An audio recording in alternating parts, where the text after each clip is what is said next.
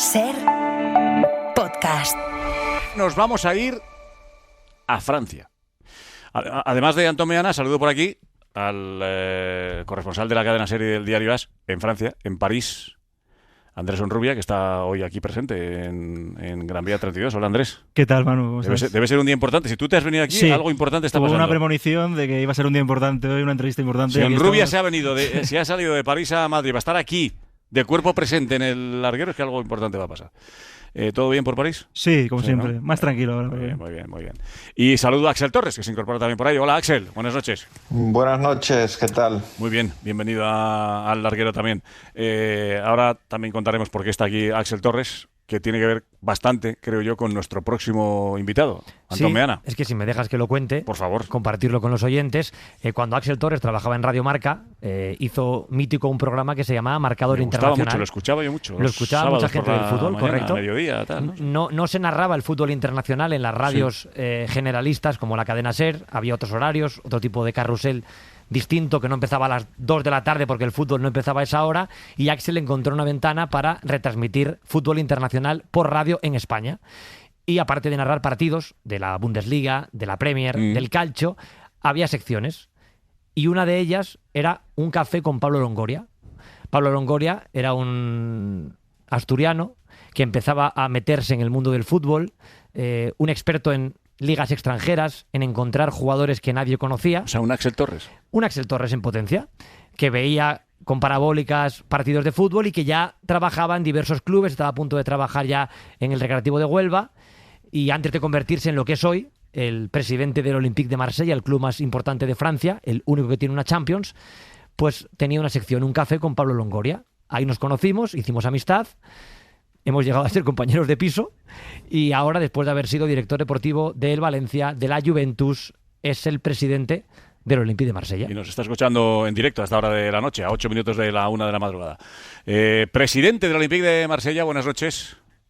Hola, buenas noches, Manu. Bueno, después de esta presentación, la verdad que un poco me ruborizo y me veo mucho más joven, ¿eh? Sí, claro que sí.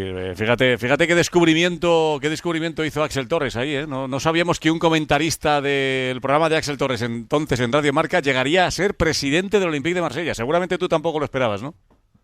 A ese momento, la verdad que yo creo que ninguno hubiésemos apostado por ello, la verdad. Era buen analista de fútbol, Axel, ¿no? Sí, bueno, era impresionante. Además que tenía un atrevimiento para incluso dar opiniones poco habituales. Es decir, a él no le importaba demasiado lo que fuera a pensar la audiencia si decía algo que estaba fuera de la opinión común, ¿no? Y creo que eso tenía mucho valor, más allá del conocimiento que era evidente que lo tenía. Tengo que decir que por culpa de esta sección, cada 3 meses me llama un periodista francés para preguntarme por Pablo Longoria. Es increíble. El café dejó su huella, ¿no? El café con Pablo Longoria. Sí. Joder. Es que es presidente del Olympique de Marsella, sí, vicepresidente de la Liga Francesa, miembro del Consejo de Administración de la ECA y miembro de la Comisión de las Competiciones de la UEFA. Es uno de los españoles que tiene más poder en los estamentos del fútbol mundial. Y Pablo Longoria, Antón Meana tiene una buena relación contigo, te conoce a Andrés Onrubia de cómo sigue el fútbol francés, a Axel Torres ni te cuento, de los cafés que se tomaba contigo en los programas en Radio Marca, pero los oyentes de la cadena SER de larguero dirán, ¿y este español joven, con cuántos años ahora? Con 38 años, no ha llegado a los 40 todavía, Pablo Longoria, ¿cómo llega a ser presidente del Olympique de Marsella? Porque te marchas de pronto a Francia. ¿Y qué pasa en 2021, donde tú ya estás trabajando en la dirección deportiva del Olympique de Marsella? Pues yo firmo en el Olympique de Marsella como director general deportivo, ¿no? Una especie de CEO Sport. Y después de diversos problemas dentro del club, durante el COVID, en una época de una fuerte inestabilidad dentro del club, el propietario, Frank McCourt, en febrero de 2021, 5 o 6 meses después de haber llegado al club, me ofrece la presidencia del club. Y la verdad, en esos momentos son situaciones donde la respuesta te viene a la cabeza muy rápido, tomas un tiempo de reflexión, pero son de esos trenes que uno no puede dejar Joder. pasar en la vida, ¿no? Es que no conozco muchos casos bueno, Axel, tú que conoces mucho más el fútbol, pero que un director deportivo al frente de la dirección deportiva de un club haya problemas en la directiva y digan, pasas de ser director deportivo a presidente del club. No es muy habitual, ¿no? Sí, yo tengo la sensación, no sé, Pablo, si nos lo puede confirmar, que el cargo de presidente en Francia es mucho más ejecutivo que en España. Es decir, creo que en España lo vemos casi más como un cargo representativo y que en Francia es un ejecutivo el que ocupa ese cargo. No sé si es exactamente así. Aprovecho para saludarte, Axel, que hace ya mucho tiempo y me da mucho placer poder hablar contigo. Y sí, Igualmente. confirmo, especialmente porque dentro de la visión, quizás española, el presidente tiene ¿cómo podemos decir? Esa herencia siempre de ser el que antes era propietario. En Hmm. muchos clubes europeos se reproduce también esta figura de que el propietario es el mismo presidente. En este caso, en el Olympique de Marsella, el cargo es mucho más ejecutivo, es digamos la de un presidente ejecutivo, cosa que en otros clubes puede ser la posición de un CEO, ¿no? En otros clubes europeos. Pero yo creo que también es fruto de la evolución del fútbol y la evolución hacia las propiedades americanas, especialmente Hmm. donde los americanos tienen una gran facultad que es la delegación también de poder y de ponerse en manos de ejecutivos, ¿no? Hmm. Por si alguien no lo sabe, ahora mismo el presidente del Olympique de Marsella está sancionado porque el pasado 22 de febrero, en un encuentro que disputó el Olympique de Marsella contra el Auxerre, termina el encuentro y ocurre esto que dice Pablo Longoria. Dans ces championnats de merde. Ces championnats de merde, quelques championnats de merde, tout corrupt, c'est de la corruption. Non, regardez-moi, corruption. Championnat de merde. Corruption de merde, ces championnats de merde. Championnat de merde. Creo que no hace falta ni siquiera traducirlo, se entiende bastante bien, se escuchan los golpes, pierde los nervios y dice la liga francesa es una liga de mierda, esto es una auténtica corrupción. Al día siguiente emitió un comunicado en AFP, en Associated France Press, en la que se retractó de sus palabras, pidiendo disculpas, y lamentó haber utilizado especialmente la palabra corrupción. Eso no quitó para que los órganos correspondientes de disciplina deportiva sancionasen a Pablo Longoria con 15 partidos. Joder, vaya calentón te pegaste, Pablo, ¿eh? No, la verdad, mira, yo soy una persona y todos los que me conocen lo pueden decir, ¿no? Que soy muy autocrítico conmigo mismo. Y obviamente esa no es una figura que me guste dar de mí mismo. Y obviamente que si yo lo hubiese visto de otro presidente o de otro Ya. ejecutivo, la verdad me hubiese quedado sorprendido. Bien es cierto que llegan momentos, ¿no? Dentro del fútbol y en la realidad ahora mismo del fútbol francés donde la situación en muchos casos produce muchísima frustración, ¿no? Andrés puede hablar que está en Francia obviamente todos los días, pero yo creo que escuchando también vuestro programa Mm, hoy, mm. yo creo que se llegan a muchos puntos en común y no es el arbitraje, ¿no? Yo creo que la frustración es en general siempre y cuando es una circunstancia donde tú no tienes confianza en el propio sistema. Ya. Y eso yo creo que es el fruto de muchos de los conflictos incluso que estáis viviendo ahora en España, ¿no? Mm. Dejemos estar con la federación, el arbitraje, No es nuestro mejor cierto momento, tipo de no horarios. es nuestro No mejor es. momento, no. Y en ese caso, para mí, todos los que hacemos fútbol, todos los ejecutivos, todos los entrenadores, jugadores, la gente que vivimos de esto, la verdad que dedicamos muchas horas.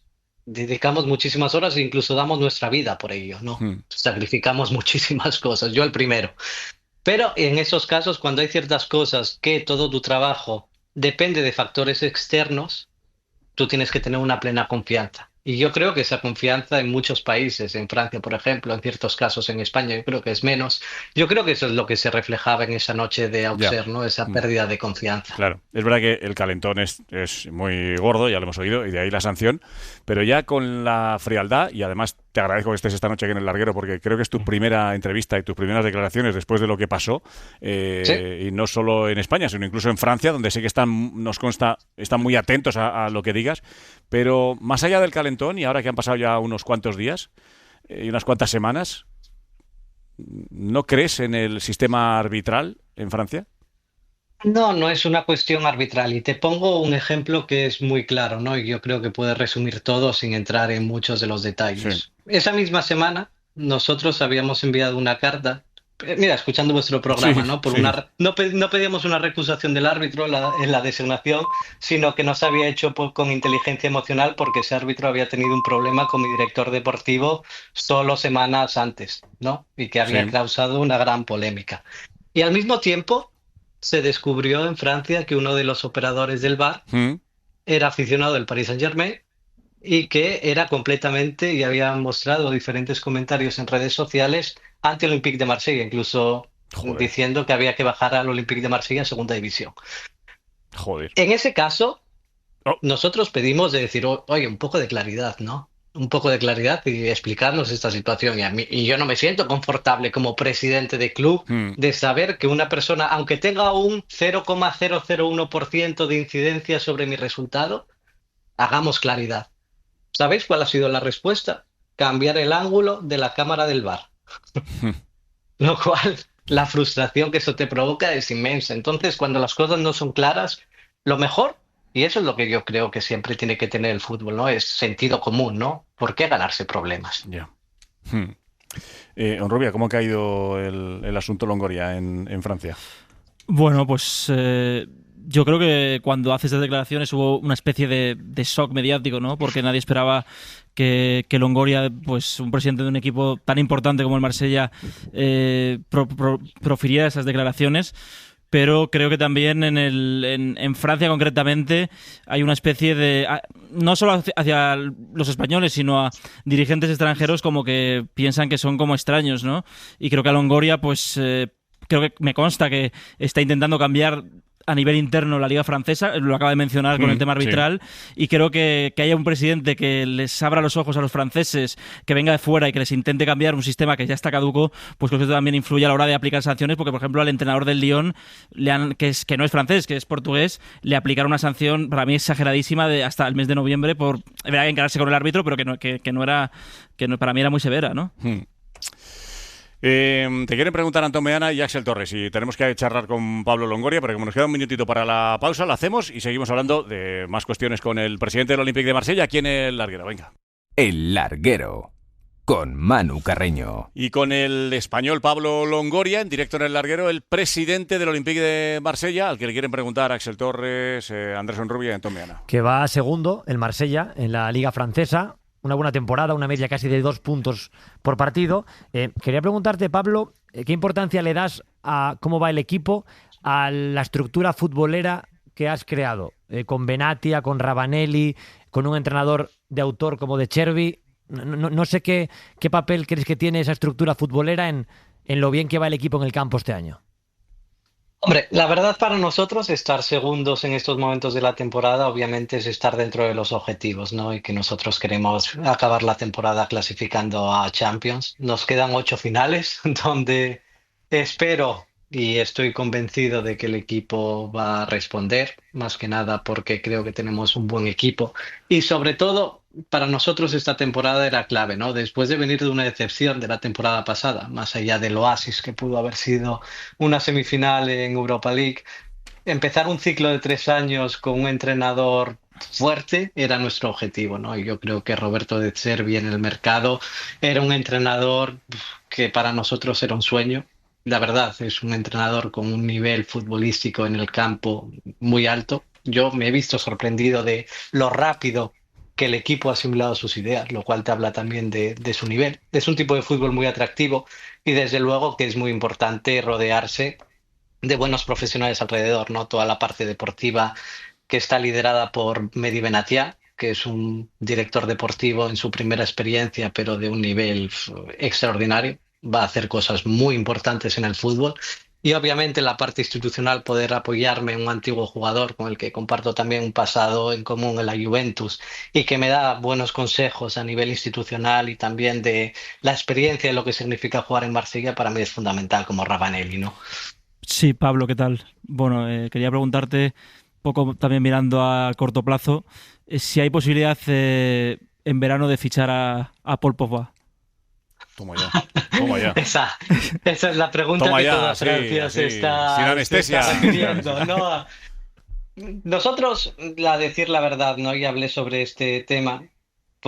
Tuvimos la oportunidad, y sí es cierto que alguna conversación hubo, y obviamente hemos pensado en esta posibilidad, porque es un jugador que está en el mercado y es un jugador que a nivel futbolístico y a nivel personal yo tengo un respeto enorme, porque compartimos también un tiempo en la Juventus.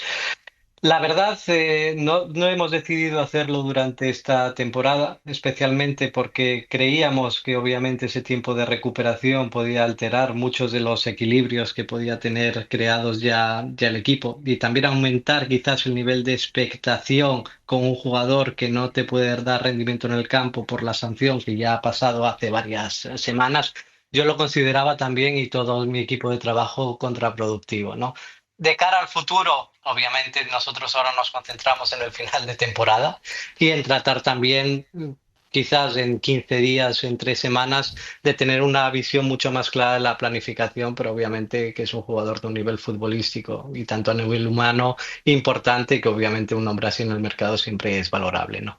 Y otra de mercado, me tiro ya, que ha ido a lo loco Honrubia, ya aprovechamos a ver si cuela.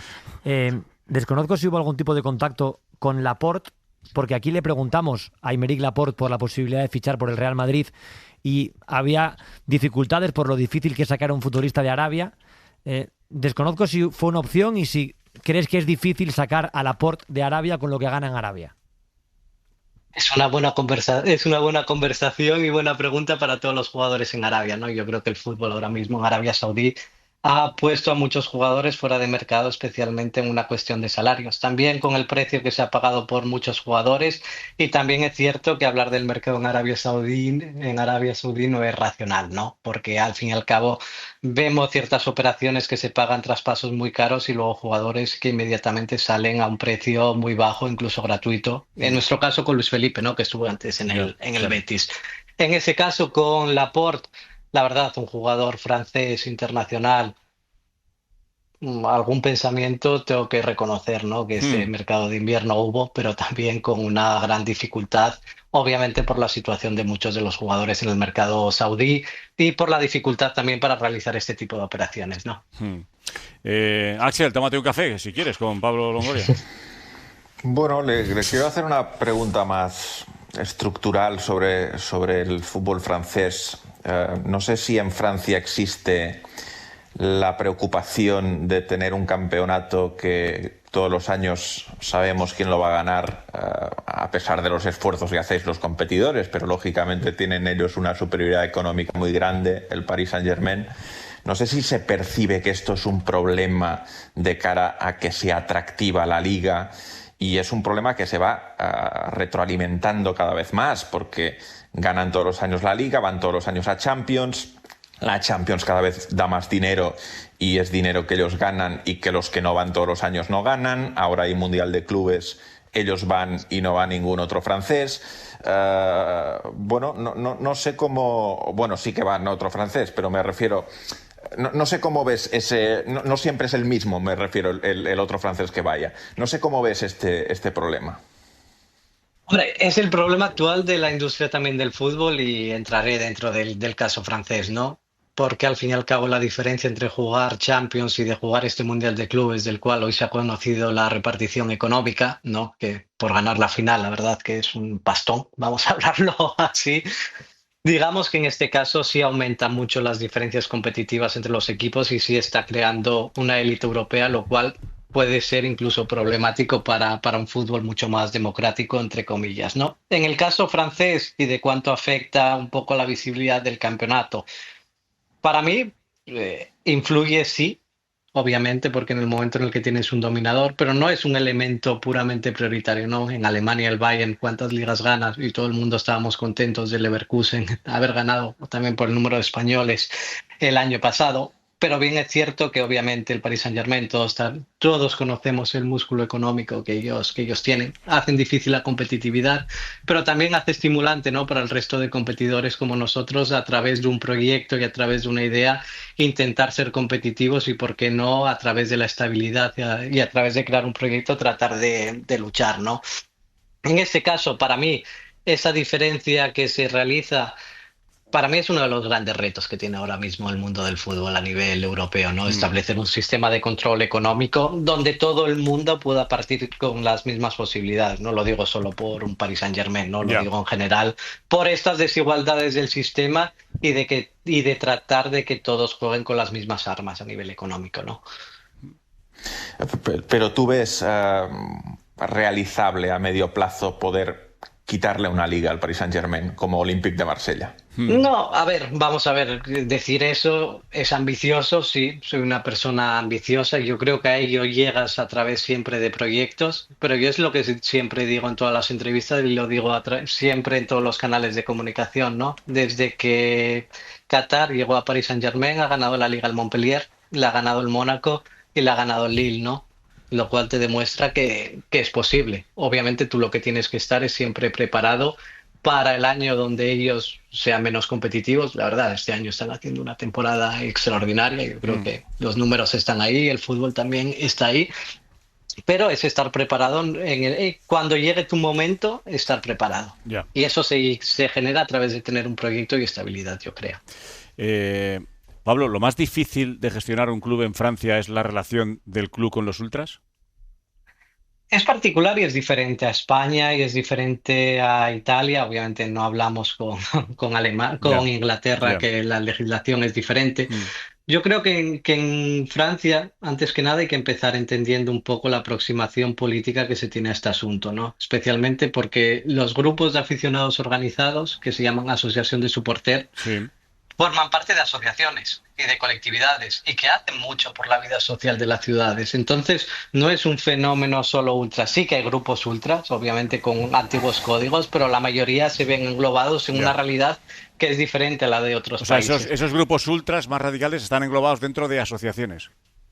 Correcto, lo cual te digo y con toda la sinceridad, es una cuestión que es muy particular dentro del sistema, dentro del sistema francés, especialmente porque digamos que la lucha política dentro de esta situación, para bien y para mal, Ya.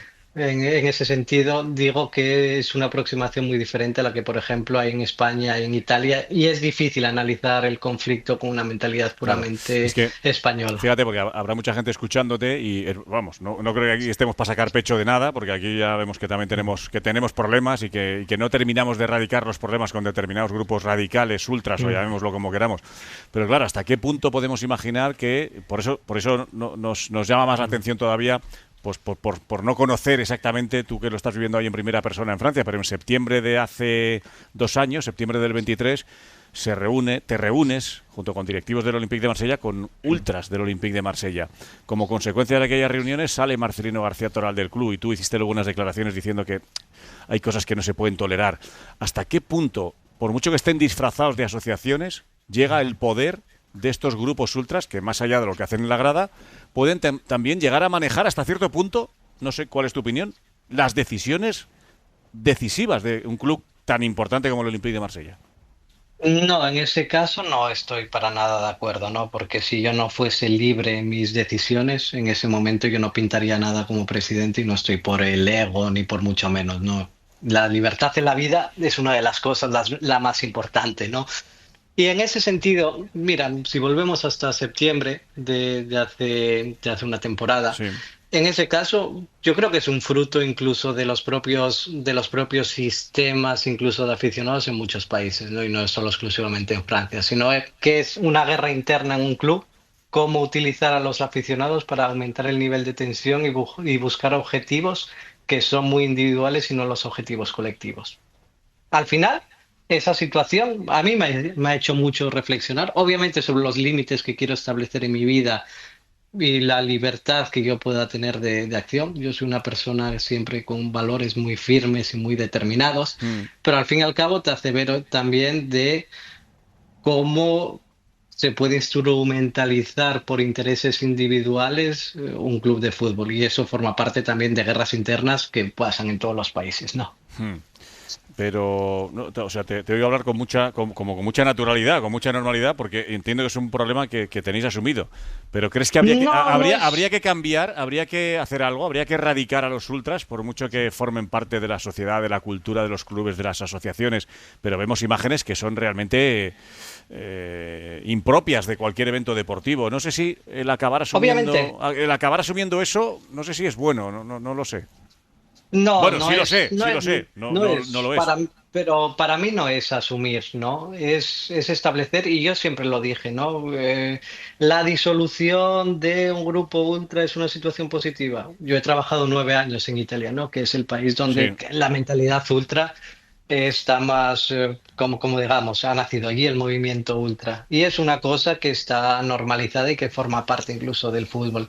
Para mí, lo que sí se tiene que erradicar y no puede ser aceptable es la violencia, ¿no? Cosa que yo es una de las cosas que a nivel federal y a nivel estatal sí lucho todos los días para establecer un órgano de control muy Ya. fuerte y de poner a todas las partes a trabajar juntas y que todo el mundo asuma las responsabilidades, ¿no? Para mí es una cuestión de seguridad y es una cuestión de límites y es una cuestión que todo el mundo se asuma las responsabilidades para que todo el mundo pueda ir a los estadios en seguridad y de establecer límites. Ojalá. Para mí el tema siempre es establecer límites. Ojalá pase eso. Y la última que te hago sobre esto, sobre este asunto. ¿Llegaste en algún momento a plantearte tu salida? Lo mismo que cuando ves que Marcelino se marcha y dice, mira, lo siento, pero yo me voy, no aguanto esta situación. Marcelino García Toral, que acaba de llegar y se marcha por las presiones, amenazas, de todo que le hacen los ultras. ¿En algún momento tú dijiste, me voy? ¿Se te pasó por la cabeza?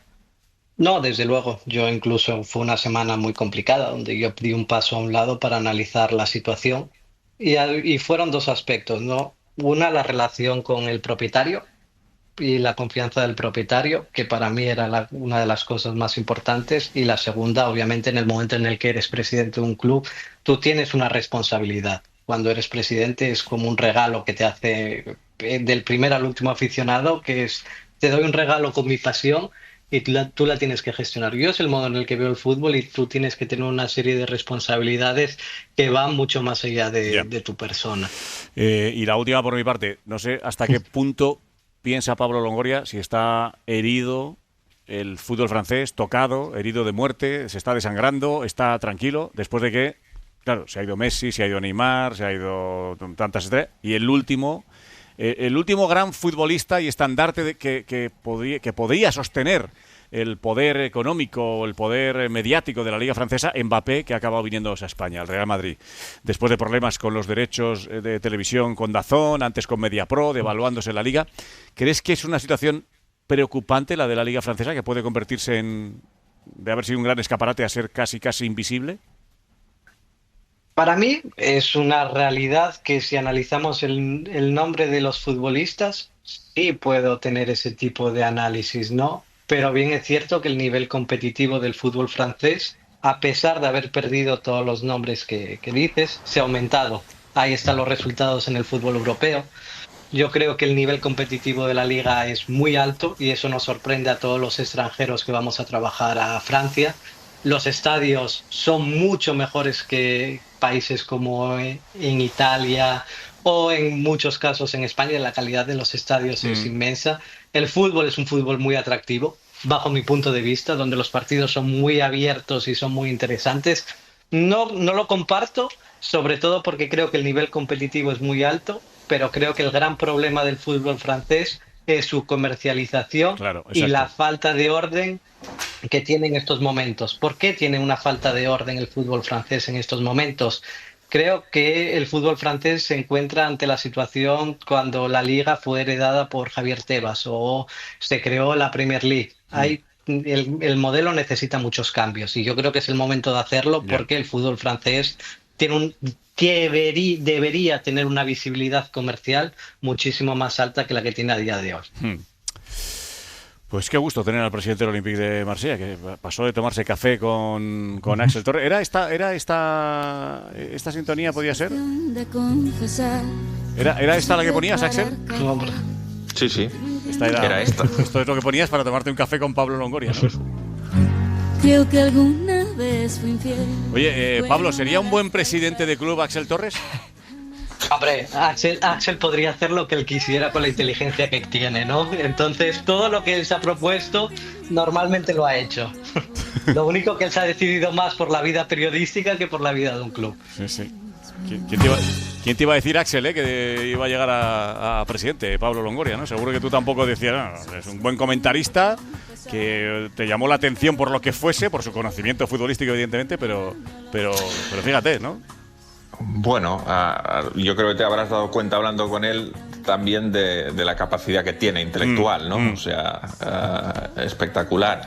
Esta conversación la tuvimos hace muchos años, creo que en Oviedo, que es la única vez que yo fui a Oviedo a verle, y que yo ya vi que a él le gustaba más el fútbol desde el lado del fútbol propiamente, ¿no? No tanto desde el lado de los medios, sino desde el lado del fútbol. Y bueno, me preguntaba a mí si no veía que era más bonito desde el lado del fútbol, ¿no?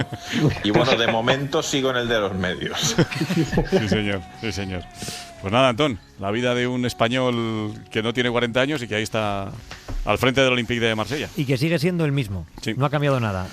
¿Cuántos partidos te quedan, Pablo, para volver a tu puesto de presidente? 8. Bueno, ya no quedan. No, ¿cuántos me quedan? Buah, ya perdí la cuenta, yo creo que volvería. Puedo volver a ver los vestuarios, cosa que te digo la verdad, me estoy desintoxicando de bajar al vestuario y esas cosas. Me queda hasta septiembre más o menos, así que bueno. Con calma. Te mando un abrazo, muchas gracias. A ver si la próxima nos conocemos en persona, que será un placer y que te podamos ver por aquí en persona. Y mucha suerte al Olympique de Marsella y a su presidente, Pablo Longoria. Gracias por estar con nosotros. Muchísimas gracias, y el café nos lo tomamos en persona todos. Claro juntos. Que sí, café con Pablo Longoria tomaremos. Para no perderte ningún episodio, síguenos en la aplicación o la web de la SER, Podium Podcast o tu plataforma de audio favorita.